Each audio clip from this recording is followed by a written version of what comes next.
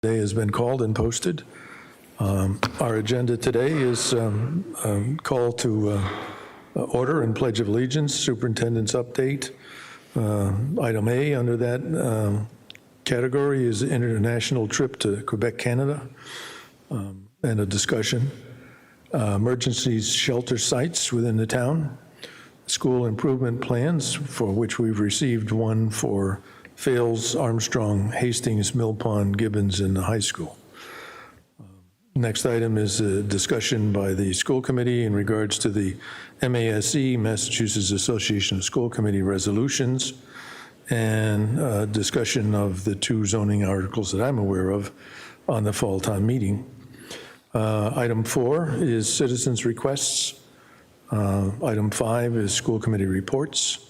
And the last one are action items, which is a vote on the who would be the official MASC delegate for the discussion that we're talking about above, and also a vote on the trip to Quebec and approval of minutes of 9/4/24. So with that, all those who could, please rise for the Pledge of Allegiance. Pledge allegiance to the flag of the United States of America and to the republic for which it stands, one nation, under God, indivisible, with liberty and justice for all.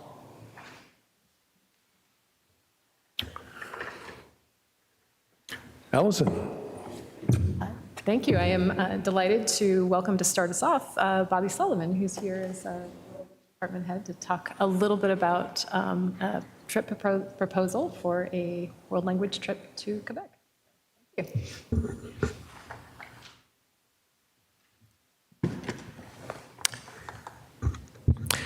Good evening. Thank you for having me tonight. As Superintendent Borger said, I am Bobby Sullivan, and I am the World Language Director, and I am here to speak to you about the Quebec trip proposal. So first of all, many of you will remember that I came in the spring to propose a Guadeloupe trip, and there was not enough student interest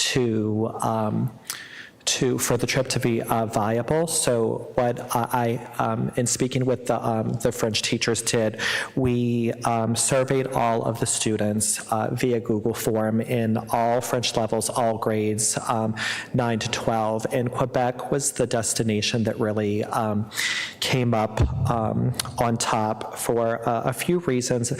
Students like the idea of a 5-day trip. It would be from the Wednesday of April vacation to the Sunday, with some of them celebrating a religious holiday that first weekend with their families.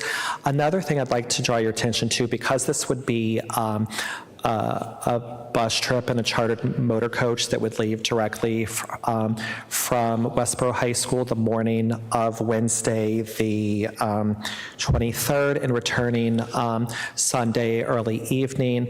It would be one mode of transportation. So that was one of the other things that the students really highlighted, was not having to worry about the anxiety that some might have about transferring flights in an international airport, or, that sort of thing.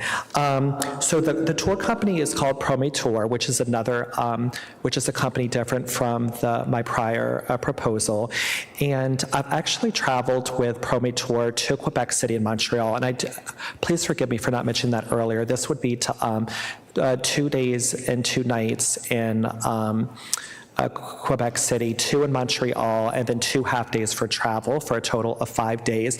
The thing that I love about ProMetour is, number one, that I've traveled with them to this exact trip, Montreal and Quebec City, for 7 times in my former district. It was that popular with the students. But I love that their North American headquarters is in Montreal, so should there be any issues that need addressing, that their team is right there on standby. A few quick itinerary highlights is the Montmorency waterfall, which is like the Niagara of Quebec, with a cable car to the top and a zip line down, so that'll be exciting. A circus workshop. You might know that Cirque du Soleil is originally from Quebec and French-speaking Canada. A trip to the Citadel in Quebec City to learn about the history of both the British and the French troops. And the last highlight that I'll draw to your attention is the Sugar Shack to learn about the maple production, one of Quebec's proudest things in their cultural identity, as well as having a traditional lumberjack meal with even a vegetarian and vegan option. And the price point was the last thing that really stood out among the student respondents to the trip, in that depending on how many registrants we give, it would be between $1,500 and $2,100, which is a more accessible price point for some families in their planning. So that's it. Do you have any questions for me? I think the proposal answers everything that we've ever asked before, but I'll just ask, how many students do you think you're going to have on this trip? I'm cautiously optimistic that we'll have around 20 students. The French teacher said that the chatter during class and before and after class, and in passing in the hallway is very positive, and they've had a lot of really good questions. And now with the enhanced communications through Parent Square, I've had a few parent emails myself, and because this would be less far and less immersive than the Guadeloupe trip, and still a lot of cultural history and enrichment, this would be open to students in all French levels and all grades, where previously it was just French 2 and higher in 10th grade. So I really like that. I'm hoping that'll help increase our numbers. How many chaperones for your nominal 20 people? The Promotor recommends one chaperone per 8 students, so I'm hoping to get to the 20s to be able to bring 2 chaperones, but it would at least be myself and Madam Brown, one of our veteran French teachers, and so each one of us would know all of the students, as well as it's always nice on these types of trips to have both a male and a female adult representative from the public schools. And my last question is, where will you stay in Quebec City? You're going to stay in the Frontenac? We do not stay in the city center. We stay in a hotel in Lévis, which is just across the St. Lawrence River from Quebec City, and that has proven to be nice, because with the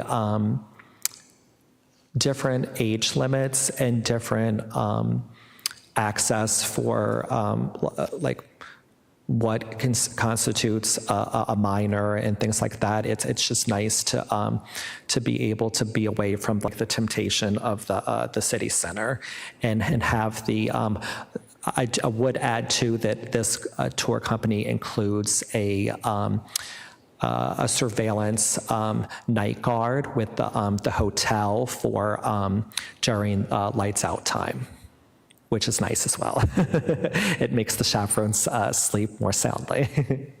Thank you. Sounds like a great trip. Steve? I have no questions. They've all been answered. It looks like a wonderful trip. Yeah. Thank you so much. Sarah? Same. I don't have any questions. I think that this is great. I'm actually missing Yakub today because one of his major concerns always is accessibility. And I think that I really like the idea that this is something relatively local, and it's probably going to be quite more accessible to most of the students. You might want to tell them that I think their costs would go down significantly $300 each if they're able to get above 26 kids. Yeah. Or even almost 200 if you're able to reach that 22-person mark. I think that you make a really good point, and that was something that I did add to both the posters within the halls of Westborough High School, as well as in the parent communication via Parent Square to, saying that the price started at $1,500, register now, trying to really, promote it to help keep a lower price point. Great, thank you. Tim? I'm going to start by saying thank you for the very thorough presentation. And I echo Yakub and Sarah echoing Yakub about the affordability as well. I would just be curious to hear a little bit more about the process and how you selected this trip. It sounded like students were involved in kind of some of the decision making, which I think is great. And I'd just be curious to hear a little bit more about that. Yeah, of course. So we asked a lot of questions. So the three major French-speaking destinations that are offered by the travel companies and vendors that are out there are the Martinique and Guadeloupe in the French Caribbean, Quebec, and France. And I asked students about different things like hotels and homestay, about cultural enrichment versus more of like immersion. A lot of the places in France and Guadeloupe would have, immersion classes. So it was very clear that the students didn't want to feel like they had to like go to school while they were on a paid vacation, but at the same time, they really wanted to interact with the culture in a very a meaningful way and something that felt different. So, that's why I was working with my ProMator TripAdvisor and thinking about things like the Sugar Shack and the circus workshop and the zip line would hopefully draw a good crowds, but also having really in both cities they have like the walking tours, and in one of them they make it a little more interactive, and the walking tour becomes a scavenger hunt. But I think with a lot of Europe trips offered by other departments and really fabulous trips, I think that like Ms. Shamshuddin was saying, the idea of having something local and being able to get into a car and have like an immersive experience with a different language and culture, I think was very appealing to students. Thank you. Yep, you're welcome. Very good. No questions. It seems like a great trip, and I think it being closer than like the Europe trips is also for younger students, if it's like their first trip away from home, is much more accessible and comfortable for families to send their kids there. So yeah, thank you very much. That was the feedback that we were having students before, is it is not quite as anxiety-producing to bus travel than international air travel. So thank you so much. One last thing, I'm not sure whether a standard cell phone will work across the border, so you might want to check that. I know when I go to Mexico, I need a special cell phone, or at least a special deal. So the kids might be surprised if they find out that phones don't work. Yes. That's it, I think. Thank you so much. Yep, thank you. At this point, why don't we move ahead to item 6, which is a vote on this trip for approval. And if there's no concern with doing that, I move forward that I would move that we approve the trip to Quebec. I will second. Any discussion? All those in favor? Aye. 400. Thank you. Great. Well, thank you. I think next item up in my report, I wanted to give a very brief, just sort of verbal update about the status of our emergency shelter sites. I know there are questions that have come toward me. You may have heard some as well. And just to sort of give you the lay of the land about what's happening there. This is, like I said, a kind of high-level overview, and if you want to kind of dig in and find a little bit more information, Karen Button, who's our Assistant Director of Student Services and also oversees kind of all of this work under the McKinney-Vento Act, she's really our in-house expert, and I'd be happy to invite her to come and talk in a little bit more detail, because she's really kind of boots on the ground, working with families, working with people in the programs. So broad strokes, as of today, this morning, we have 40 students enrolled in the schools that are here under the kind of shelter site program under McKinney-Vento. And we've experienced, we think, some really positive growth and change, particularly at the Sharp building, where there's a lot of agency support. In that facility, a number of families have actually found permanent housing. You know, there's a lot of structure and a lot of communication between the space and the school side. We learned that the state actually closed down 2 of the former sites from last year at 180 East Main Street and 1800 Computer Drive as emergency shelter sites.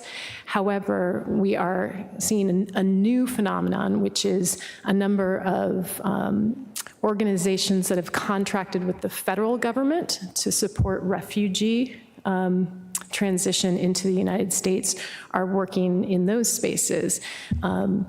We don't quite have our arms around the impact of that just yet, but we are seeing that we will likely have some students in the schools, at least for short periods of time, while families work through the process of finding more permanent housing.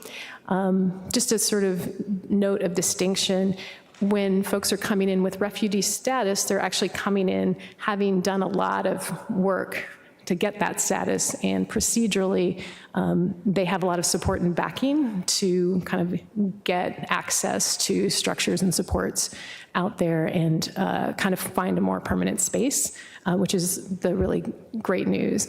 The trickier part is that because it's not through the state, there isn't as much forewarning for us, so we're kind of having to be kind of responding and turning on a dime to help and support students and families. You know, the other factor to consider is when folks are coming in as refugees, often there's a reason for that. So we want to be sort of really thoughtful and mindful about kind of some of what students and their families may have been experiencing prior to getting here to the States. So we anticipate around 11 students in that situation who are kind of pending registration as of this morning. And those situations can change very quickly. So, you know, last year I know we saw a little bit of this and students registered and then actually moved on within just a couple weeks. When we have reason to believe that's the case, sometimes families will opt not to register students because it's just a lot of transition. But on the other hand, we don't want children sitting around for long periods of time without access to education. So it's kind of a balancing act for all of us. Anything else? A thing to keep in mind, sort of the way McKinney-Vento works, and I know you've heard this before, but under McKinney-Vento, families who become homeless and are seeking permanent housing, if they are here in Westborough, accessing our schools, and they become housed during the school year, if they've registered with us, they have an option to either stay through the rest of the school year or to go to the new district. And that's sort of under the law. It's a protection that allows for kids to have less transition in a time of their life that's really involves a lot of upheaval. The way that's managed is through cost sharing of transportation with the other district. So for example, if a family were here in a shelter site, got permanent housing in Worcester or Framingham or Shrewsbury or some other place, they may opt to have the student go to school in one of those other places, and in which case they're kind of like any other student, off they go. If they choose to finish out the year here, we share the cost of transporting the student to Westborough with the other school district. So that's just a quick overview of that. To give you an idea, you know, I know we're coming into budget season, having to think about sort of factors within the budget that are challenging for schools. This is one of them, the things that can be tricky and volatile. But it's, you know, it is an important step toward more stability, I think, trying to help and support kids. I think that's all I have on that front in terms of a quick overview. Do you have questions that either I can answer now or I can write down and have Karen answer for you? You probably don't have it on the top of your list of what that cost is to us today, but when we get into more detailed discussions, it'd be interesting to know how much that transportation cost is. Absolutely. I think that's something we can look at and certainly talk about in the context of budget, for sure. Yeah, excuse me. Based on the numbers that you have now, do you have a sense if any particular schools will be disproportionately impacted? No, well, so the students are sort of spread out, actually.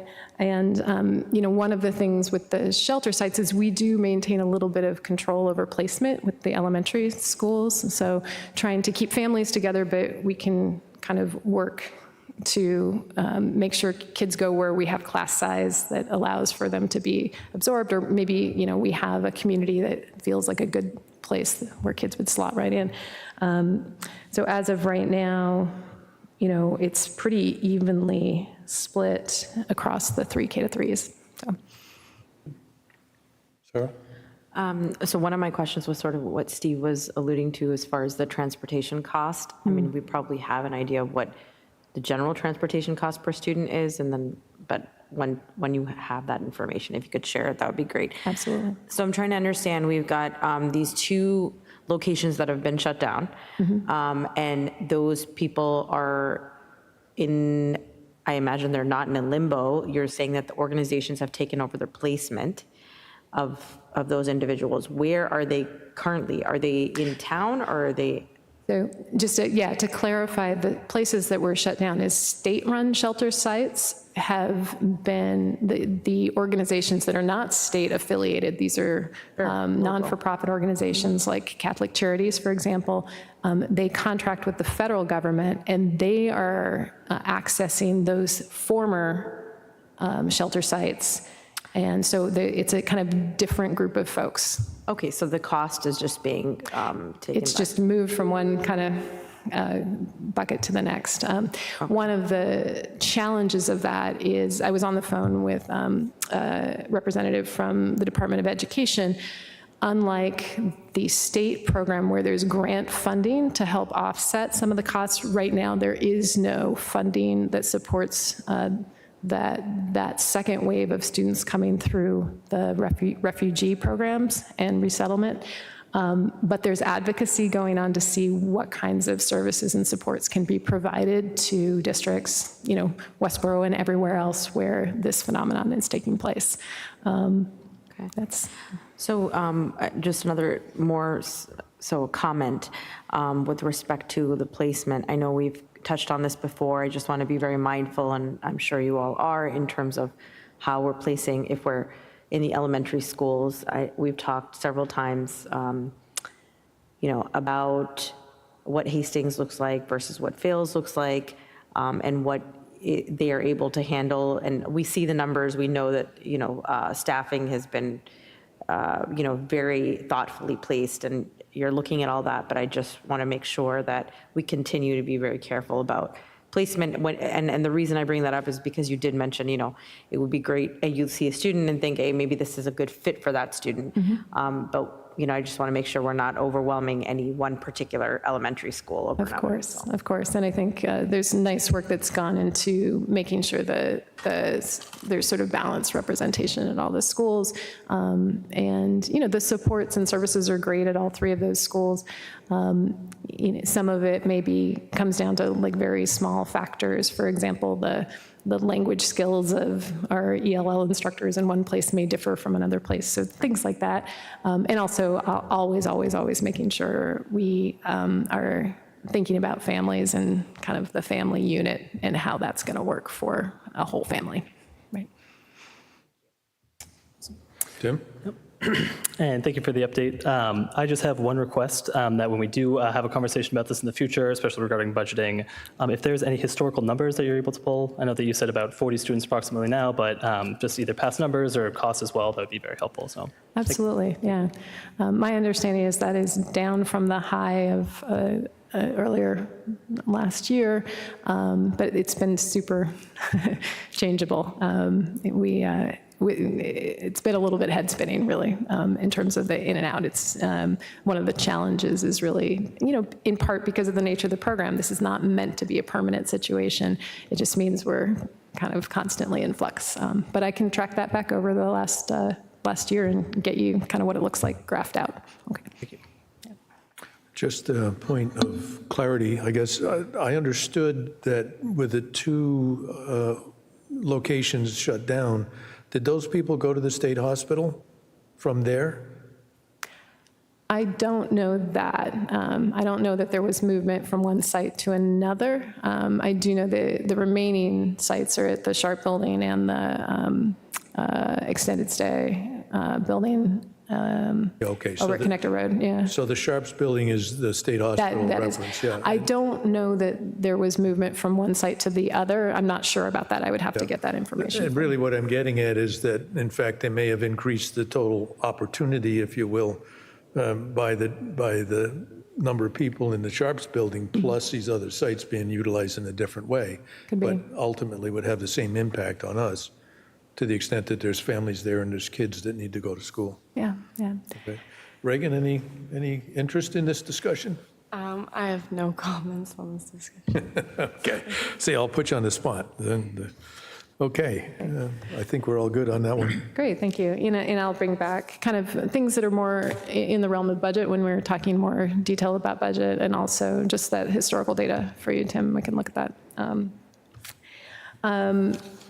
Next up, you have included as part of your packet the school improvement plans for all of our schools. And I just want to make a general comment and then kind of open the floor for you to share comments with me.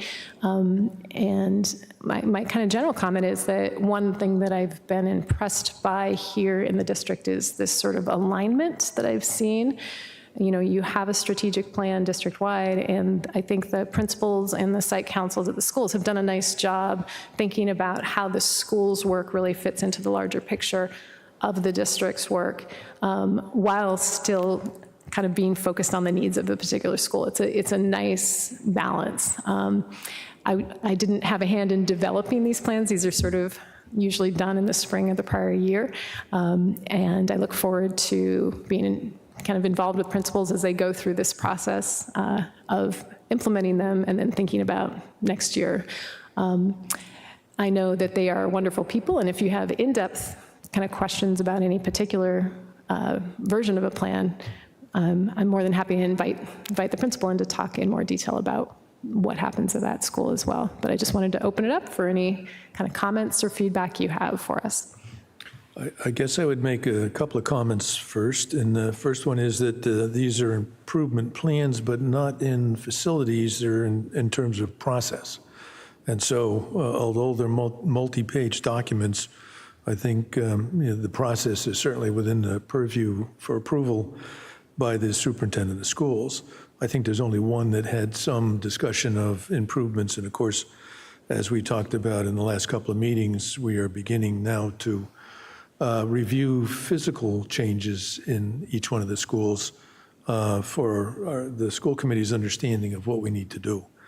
As a matter of fact, that will start tomorrow. And I guess just to interrupt, besides myself and perhaps Sarah, is anybody else going to go to our discussion at Hastings for that? No, you got to work. Yeah. And you don't have to work, too. So, Sarah, are you going to go? Yeah, I'm going to go. Excellent. And of course, Yakub is away on business, so it'll just be the two of us. Having said that, I don't think, unless there's individual comments about any of these improvement plans for, if you will, teaching process, I don't really see that we have much to say about it, and I would suggest then that unless we have some comments, that we could move on. Not seeing anybody jump up and scream and yell, I guess we're okay. I'll just say that I want to appreciate all the principals and the hard work that was put into these.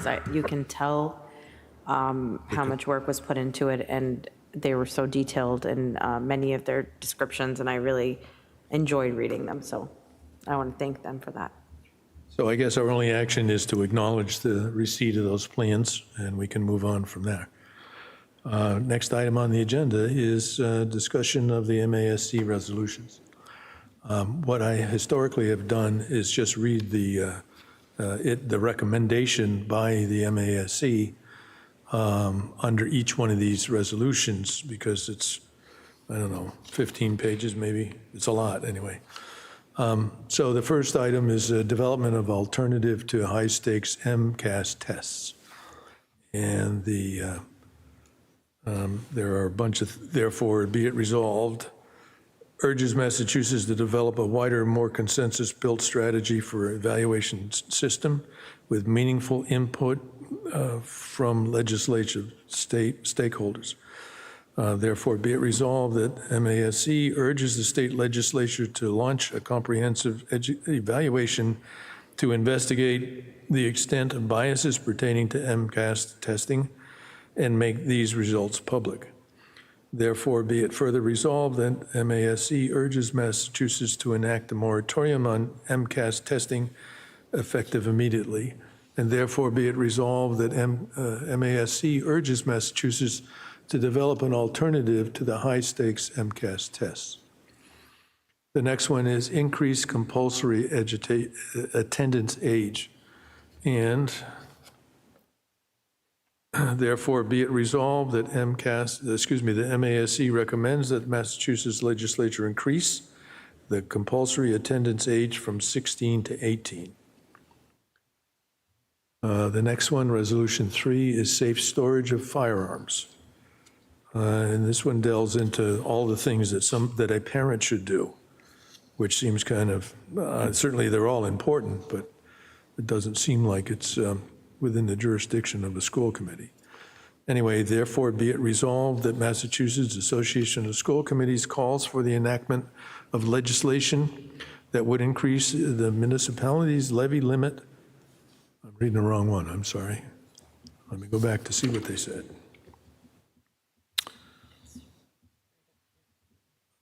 Thank you.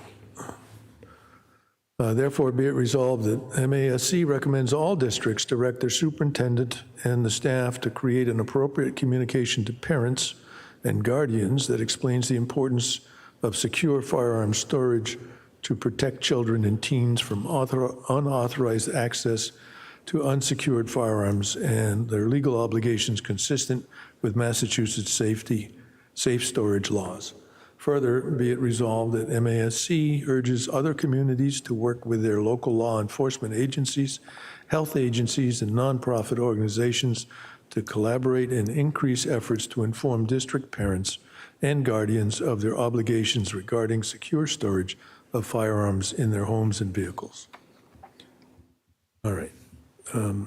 Next one, School Bus Stop Arms Surveillance Act and Enforcement Penalties. And that's the gizmo on the front of the bus that when it's out, you're supposed to stop whichever direction you're trying to travel. Therefore, be it resolved that Massachusetts Association of School Committees calls on the Massachusetts legislature to enact legislation to pass into law the ability for cities and towns to install on all school buses live digital video detection monitoring systems for the purposes of enforcing violations against the owner of a motor vehicle whose vehicle failed to stop for a school bus when required to do so by law. The next one, 5, aligning taxing authority with the required local contribution. And they go in and they give us a whole bunch of tables of budget numbers for various purposes to schools. And at the end, therefore, be resolved that Massachusetts Association of School Committees calls for the enactment of legislation that would increase a municipality's levy limit by the amount of increase of the required local contribution in excess of 2.5%, granting the municipality the ability to raise local revenues mandated by Mass General Law, Chapter 70. Resolution 6, support of legislation to improve fiscal health of rural school districts. Therefore, be it resolved, the MASC urges the legislature to pass comprehensive legislation encompassing all recommendations from the Legislative Commission on Fiscal Health of Rural Schools Report, a Sustainable Future for Rural Schools. Resolution 7, fully adjusting Chapter 70 aid for inflation. Therefore, be it resolved that the MASC calls on Massachusetts legislature to advance legislation mandating inflation index catch-ups to Chapter 70 foundation aid that fully accounts for the realized inflation that has occurred since the passage of the Student Opportunity Act, Be it further resolved that the MASC work with the Massachusetts legislature to ensure in future years where realized inflation is above 4.5% annually, a cap in subsequent years, inflation index catch-ups are made to Chapter 70 aid, and that realization inflation is used in the formulas to calculate Chapter 70 aid in perpetuity. Resolution 8, equitable funding for non-regional school districts with high transportation costs. Therefore, be it resolved that the state recognizes the financial challenges faced by many non-regional school districts due to their higher transportation costs and longer routes. The state acknowledges that non-regional school districts should have access to financial support similarly to regional districts where costs are extraordinary. A special fund should be established to provide financial assistance to non-regional school districts with higher transportation costs. This fund should be known as the Extraordinary Routes Relief Fund. The funds provided through this program shall be used exclusively to offset transportation costs, including but not limited to the purchase and maintenance of buses, fuel costs, and driver salaries. Eligible non-regional school districts may apply for grants from the Extraordinary Relief Fund to cover a portion of their transportation-related expenses. And an oversight committee composed of representatives from non-regional school districts, regional districts, and state education departments shall be established to ensure the fair and transparent allocation of funds from the Extraordinary Routes Relief Fund. And there's additional information that goes with that in terms of percentages and how much money, et cetera. The last resolution, the MSBA grants evaluation for Chapter 74. And this deals specifically with regional schools.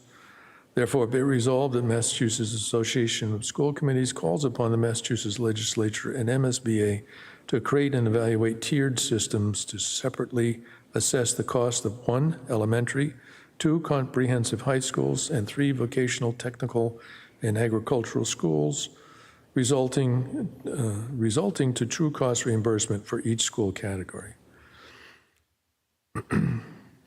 Resolution 10, expansion and capacity in Chapter 74 vocational technical programs. Therefore, be it resolved, the Massachusetts Association of School Committees calls upon the governor and the legislature to support the expansion of capacity at the current Chapter 74 schools and to work with districts that lack access to vocational technical schools to create programs, and be it further resolved that Massachusetts Association of School Committee calls upon the legislature to convene a special commission to consider changes to its current law and regulation relating to the overall authority of the Massachusetts School Building Authority, alternative overall financing structures, standards for project eligibility, appropriate financial assistance based on the nature of the school and projects being considered, potential differential requirements for elementary, middle schools, comprehensive high schools, and vocational, technical, and agricultural schools, and other such matters as may affect vocational and technical education. And I'll just mention that the MSBA program, which helps to fund school construction, for us in Westborough, Fields had about a 48% state contribution in the cost of that school. As a result of very, very expensive schools in more recent times, that percentage is dropping radically. And in fact, many people are not being approved in the program as a result.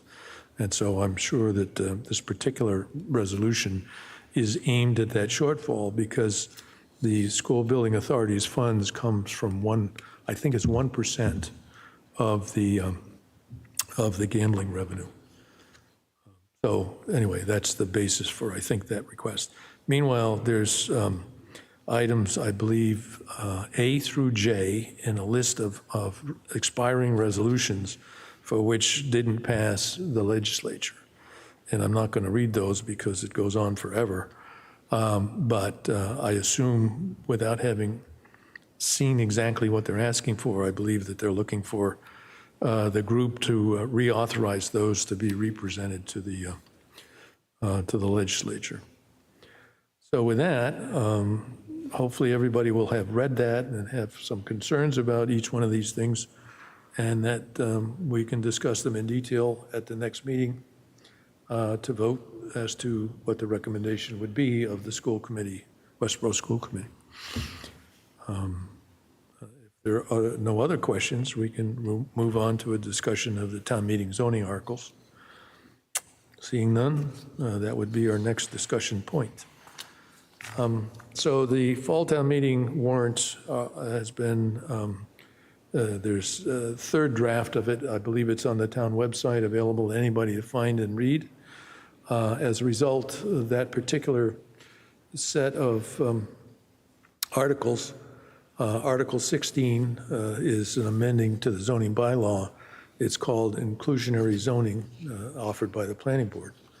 The second article is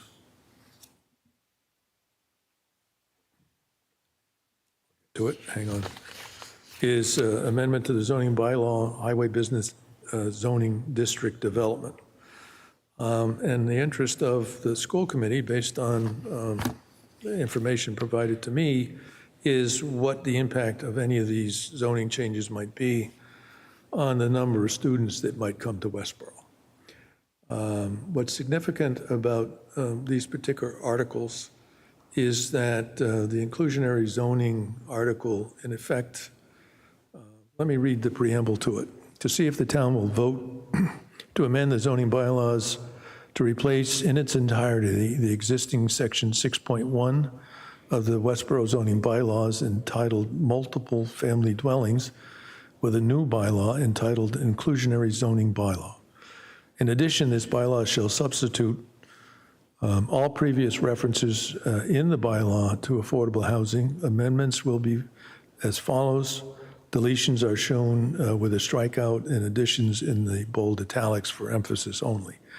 And so what the first part of this article does is, in fact, wipes out previous references to older sections of the zoning bylaw and inserts a reference to the inclusionary zoning bylaws, and affects each of the residential districts that, or other districts that would have residential construction allowed. By doing so, they also say in this particular article that henceforward, should it pass, that the planning board would be the agency by which they would make determinations of various things like the dimensional schedule, density, building height, et cetera.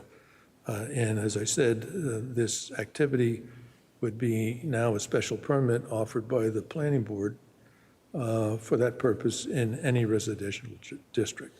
So I guess the first thing I would suggest is that everybody read it, not just the school committee, but anybody who's interested in this town meeting.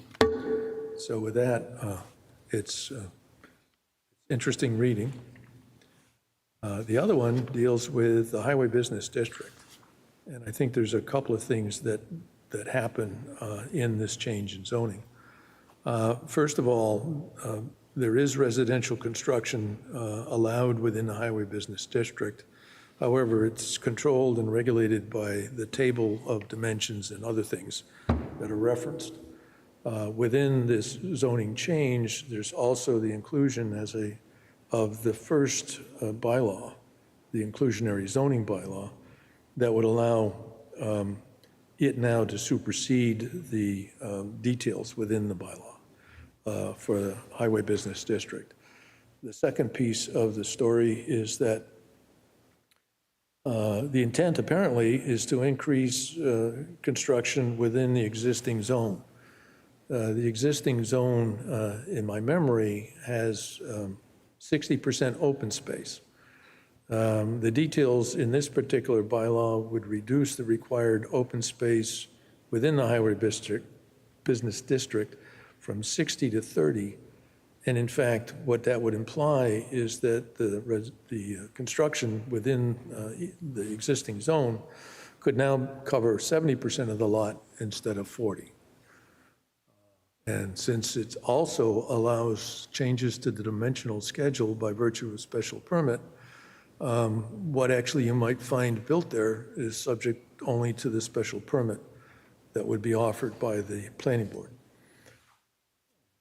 So to the extent that additional residential construction could be and probably would be occurred as a result of the zoning change, there is likely to be an effect on new residents in town, as well as the perhaps the number of children that would be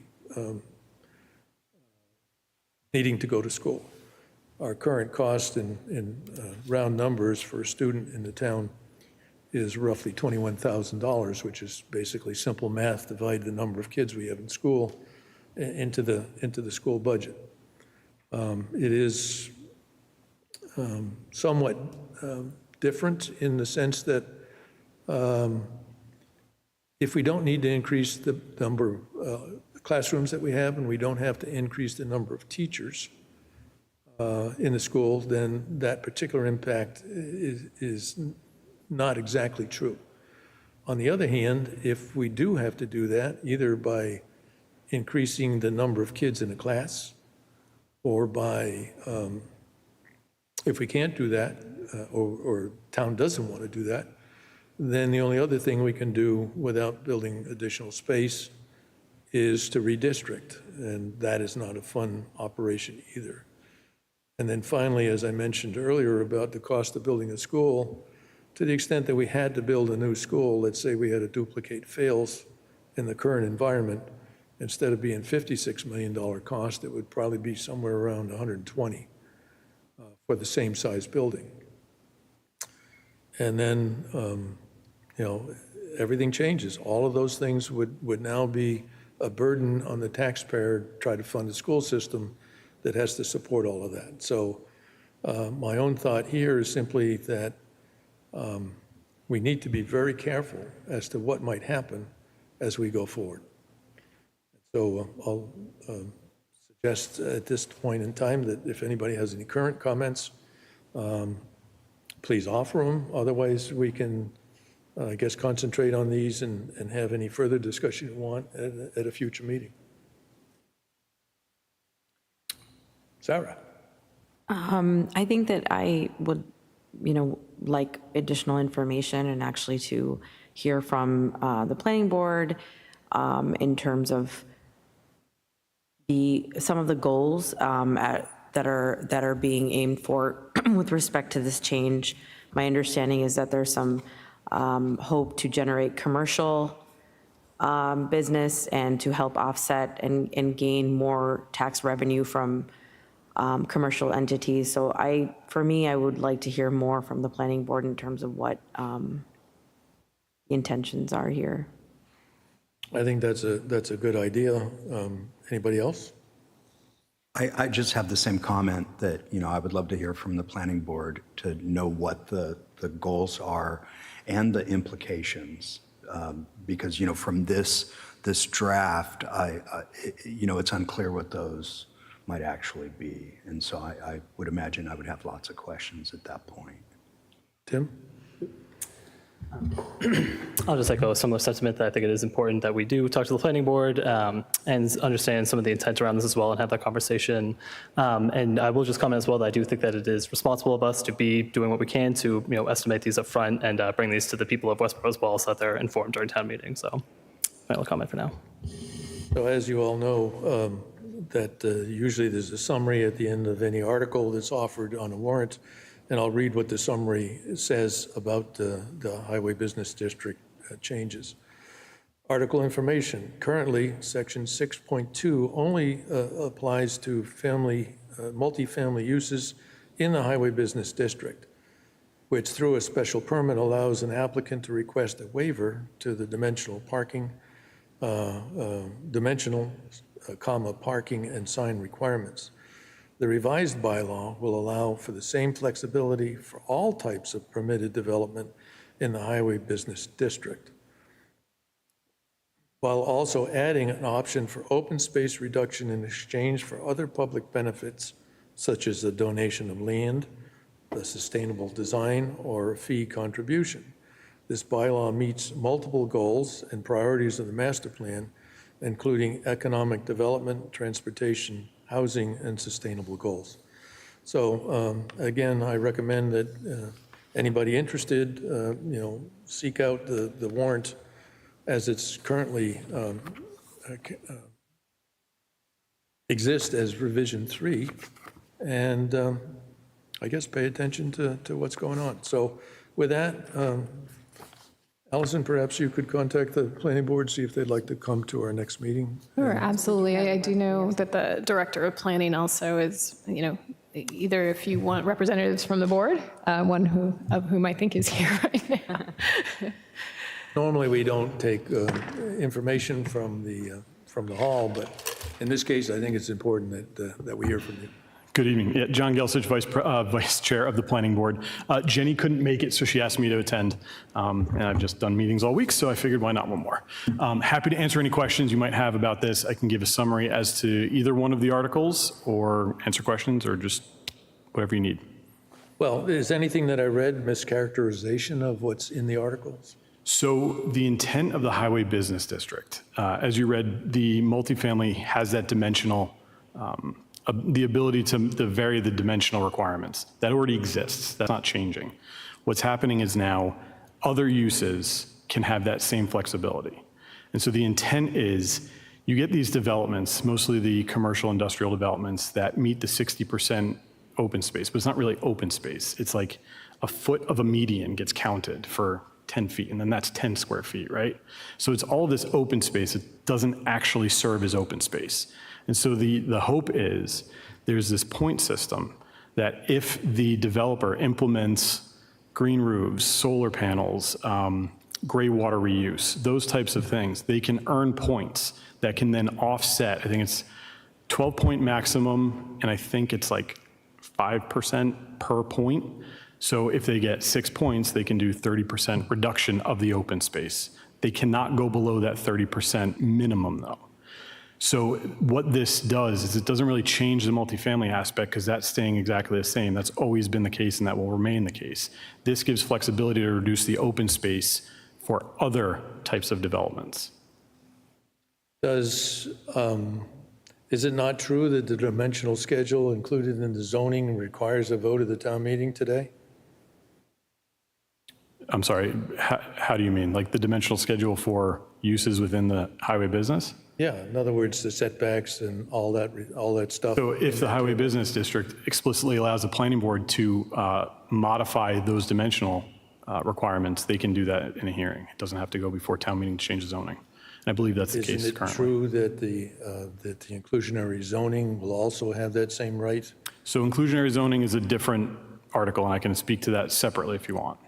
Well, the two are tied together by virtue of its inclusion under the highway business district. So so I'll give you a background on the inclusionary zoning.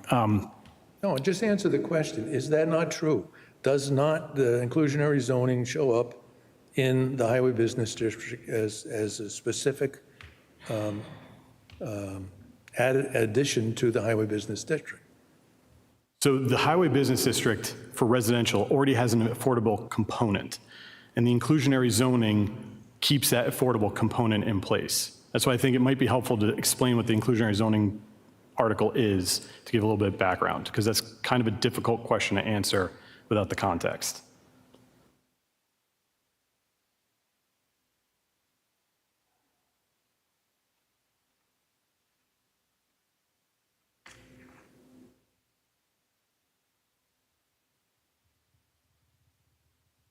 Under item M within the highway business district, affordable housing requirements for residential and mixed-use developments. Development projects with residential uses, including developments with a mix of residential and non-residential uses, are subject to the requirements of Westborough's inclusionary zoning bylaw. So it's specifically included in the highway business district. Yes. And therefore, all the conditions, definitions, et cetera, Correct. are now included within this other zoning. So Correct. to the extent that, in effect, to deal with them as it's written today, they both have to pass. That's the way I would Not read it. necessarily true. Well, that's what the text says. Okay? You know, that's what it says. And obviously, that's the intent, I guess, is to pass them as they're written, unless there's discussion at town meeting that would change it. So actually, those are the only points I wanted to make. The bottom line is, to the extent that the school committee has an interest in what these development changes may make, I think we have at least a reason to consider them and make any recommendations at town Through the meeting. chair, could I explain what the inclusionary zoning bylaw is meant to achieve? Please. So in the zoning, we have multiple zoning districts. Some of them have their own requirements for affordable housing. The inclusionary zoning is meant to centralize that so that all the districts are similar. And so what this is doing is the highway business had its own requirement for affordable housing.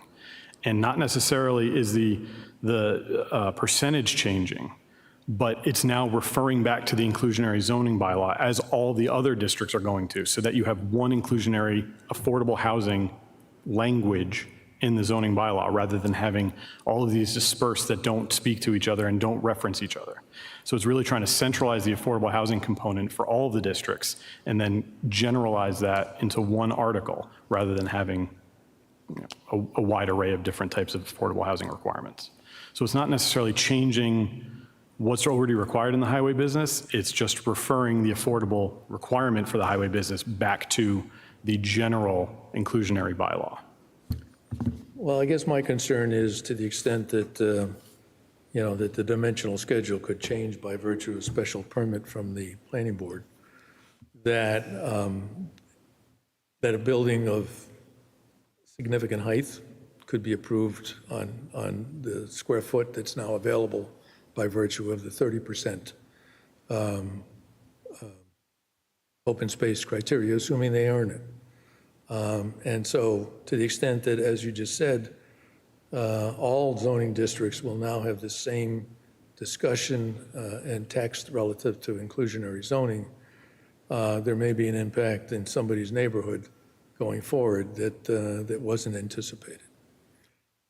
I think, at least in my own opinion, the idea that once these were passed, that in fact the only changes that would be made would be by the planning board, in that those changes don't have to be voted by the town at town meeting. And I think that's dangerous too.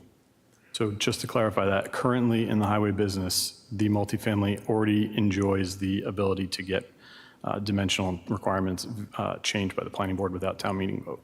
So that would not change. That's currently in place. It certainly is spelled out in great detail in the text in terms of what the planning board. It's going to remain, but currently, if this article did not pass, multifamily uses would be the only use in the highway business that could have that type of dimensional flexibility. And that wouldn't change. I'll read it. So obviously, to the extent somebody could read it, let's say in the format that I'm suggesting, they go to court and win. In the summary that you read earlier. So anybody else, comments? Is that sufficient for what you were looking for, or do you want to have specific questions that we ask? I think that ultimately, and you can correct me if I'm wrong, Steve's concern is ultimately what impact can this potentially have on the schools in terms of, developments getting out of control and lots of more kids coming in that we would not have control over. I think that is where somewhere, aside from the dangers of having, the planning board be able to make these decisions without going to town meeting. Has that been at all discussed, anticipated? What is it that you guys are thinking will be the impact of this? What is the intent I think that that's important. Is it to increase affordable housing, or is it more for the commercial? You talk more about commercial right now in terms of the impact. So is that what the intention is? Just trying to understand. So yeah, for the highway business, so for inclusionary housing, obviously the intent is to increase affordable housing. That's the whole point of inclusionary housing. But for highway business, I just want to point out, the planning board talks about school children generation and that type of thing for everything that we do. So that's always forefront in our mind when we talk about stuff. The intent of the highway business change is to increase the sustainability aspects of developments. We recognize we can require the 60% open space. We don't get, as a town, we don't really get any benefit from medians. We don't get benefit from poorly landscaped open space that's in the middle of a parking area. So the hope is, and the intent is, if we can allow for flexibility for developers to do sustainable development in their building, or even purchase open space and donate it to town, or contribute to an open space fund to then purchase open space elsewhere, do other open space focused efforts. We hope that would be a bigger benefit to the residents than a 10-foot strip of median grass that counts towards open space. Because we see, you know, it's just a formula. It's a calculation by developers of how can we squeeze what we want to squeeze by still getting enough open space on the site to meet the requirements. And it's not a practical use of the site. It's not a practical use of the open space. So we think there's a better way to get the benefits of the open space that we should be getting by allowing this flexibility. I might add that for almost 40 years, almost 50 years, that the 60% open space hasn't hurt the town at all in the highway business district. But it's interesting that you didn't consider, let's say, cash offsets to the school department relative to increased density relative to what you've otherwise talked about as being quite beneficial to the town. Why wouldn't you consider? That's not off the table. My understanding. You didn't include it, since the impact we're talking about is a true cost to the town. And I know it was suggested in private discussion between our past superintendent. I'm not privy to those private conversations, so I don't know what was discussed. But go. I understand that. We didn't actually have any input into this or even asked to have any. That's my understanding. I can't speak to that. If I could just jump in quickly, start by thanking you for coming down and answering our questions. I know that based on Sarah's question, you just said that the planning board always has the schools at the forefront of their thinking and when they're making decisions. I understand it's likely very difficult to model and have exact estimates, but can you speak to any more in-depth conversations about any potential modeling that was done? Again, more specific estimates on what the impact to the schools might be. Sure. So we have a housing production plan that we've done recently, and we have a couple of other studies, the master plan being one of them. And a lot of those look at the school children generation of multifamily in town. I don't have the numbers on me. I can't speak to them now. But generally, multifamily is less inviting for school-age children. It's the single-family homes that increase the school children population overall. How about number of bedrooms? Excuse me? Single-family homes or apartments, it has to do with the number of bedrooms. Absolutely. Right. So if the planning board is only going to allow single bedroom development, then the impact that we're talking about probably wouldn't exist. But if the mix of new development includes two bedrooms or 3-bedroom apartments, then the impact will be the same. Not necessarily. Well, I don't have. sorry. I can say it's not obvious. necessarily. I don't have the information in front of me, so I can't use that as evidence. But so we do look at existing multifamily, the school children generated from those, and then surrounding areas, surrounding towns, dashboard towns, and look at those same type of multipliers and try and figure out that. Obviously, it's not an exact science because people move in, people move out. We don't know who's moving in. We can't control that. But that's how we look at it. And I understand that you might not have the numbers in front of you now, and this might not be the appropriate setting, but do you have any of those numbers that you're able to share based on the modeling? I'm sorry, I don't have that information. Okay, well, we'll figure out what we want to do, I guess, in terms of inviting anybody, but I think it's only fair that we probably have written questions for you, because otherwise we just have this kind of debate back and forth. Absolutely. Thank you, though, for coming. That was, Thank you. we Thank you for really having me. appreciated you Thank answering you. whatever you could. Okay. Yeah, I just did want to indicate too that the Director of Planning indicated if you wanted to see anything, her present any of the data to kind of answer questions that folks have, that she's able to do that if I give her a little advance warning. So.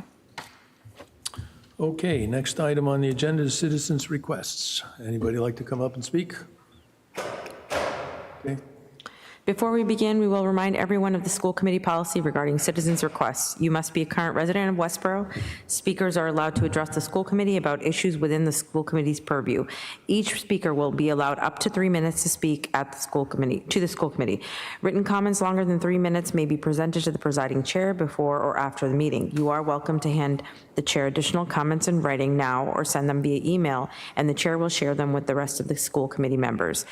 Public comment by residents at this meeting is not a discussion, debate, or dialogue between individuals and the school committee. It is an individual's opportunity to express an opinion on issues within the school committee's authority. Our role is to listen carefully to what you have to share with us tonight. Clapping, cheering, calling out, or any other noise during or following a speaker is not allowed. At the close of citizens' requests, school administrators may address what was shared by the speakers if they wish to do so. State your full name, please, and your street address. Speak directly into the microphone. Boyd Conklin, 8 Water Street. So once again, I want to oppose the electric buses and the zero carbon Westborough grants and subsidies that everybody seems to just can't live without. As we've just seen tonight with the sustainable development deal that the planning board is offering the developers around here, the town is dripping in it, as is the state and the feds. Along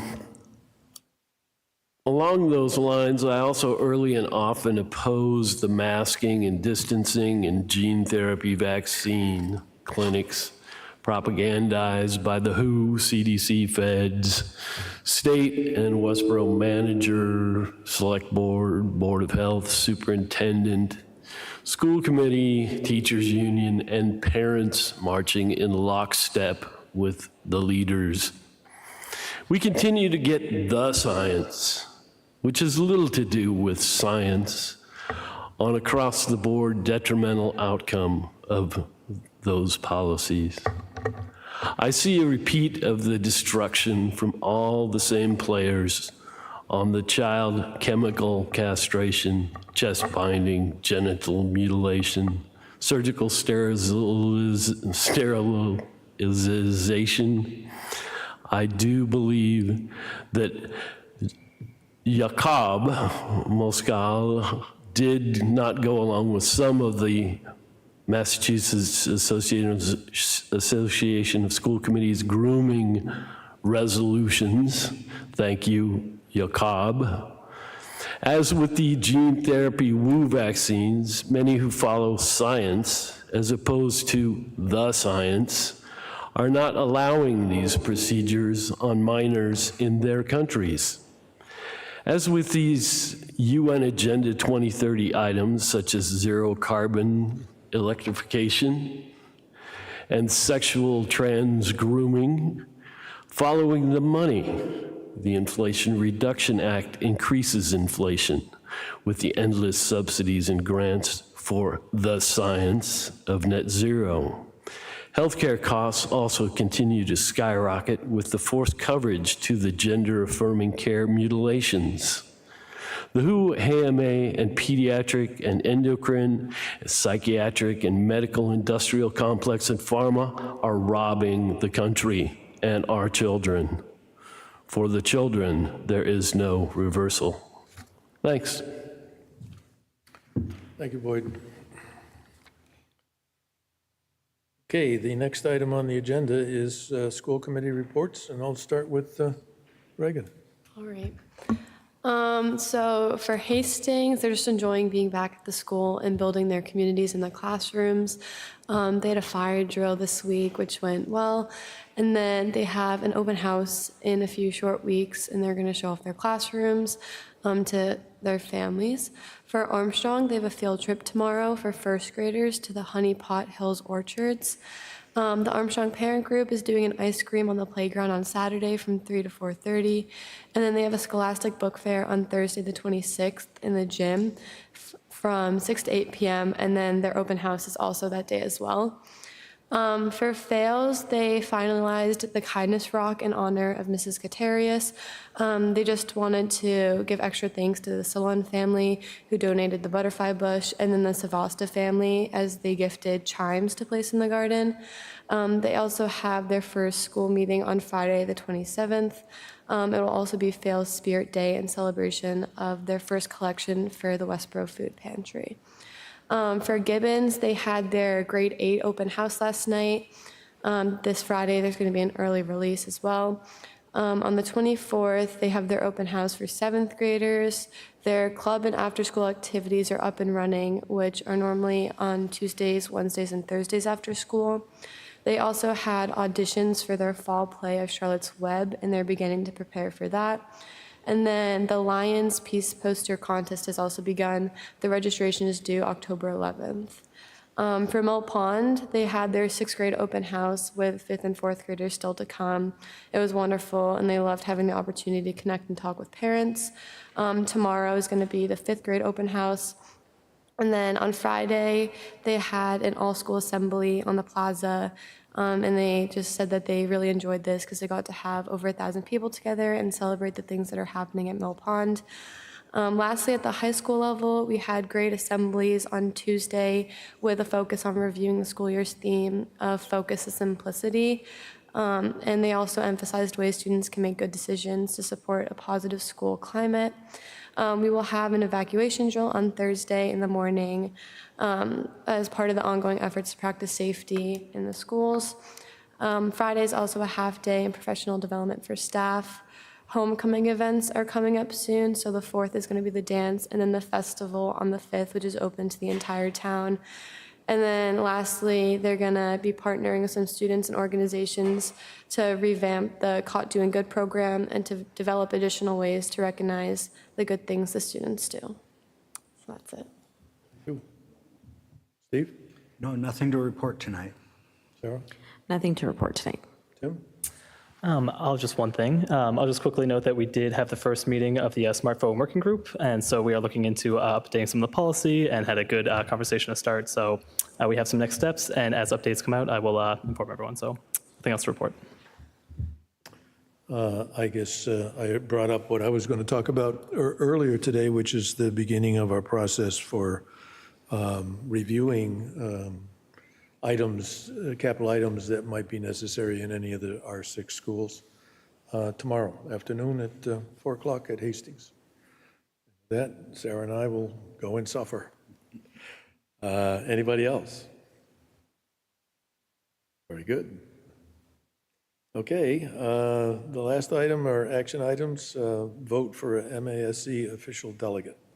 The process then is that when the school committee votes what our wishes are on the list of things we read earlier, being the resolutions, an official delegate, which in the past has been me, attends that session of the MASC conference to vote our wishes, as well as perhaps as many as the 351 cities and towns represented by the school districts.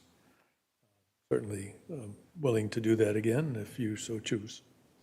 I'd like to move to appoint Steve to be our official delegate for MASC. I second that. Thank you. I think that probably means we're going to have a 4-0 vote. All those in favor? Aye. Let's see, I thought Tim was going to stay. Very good, thank you. It is interesting. I've never seen them bring up the A through J revote on things that they had offered to the school, to the legislature before. It'll make it a very long discussion, I'm sure. We've already voted for the trip to Quebec, and the last item is approval of minutes of September the 4th. Is there a motion? I would like to move to approve the minutes of September the 4th, 2024. Second? Yep, I'll second. Any discussion? Seeing none, all those in favor? Aye, thank you. I believe that's it. Is there a motion to adjourn? Move to adjourn. Second. All those in favor? Aye. Very good. We're all set.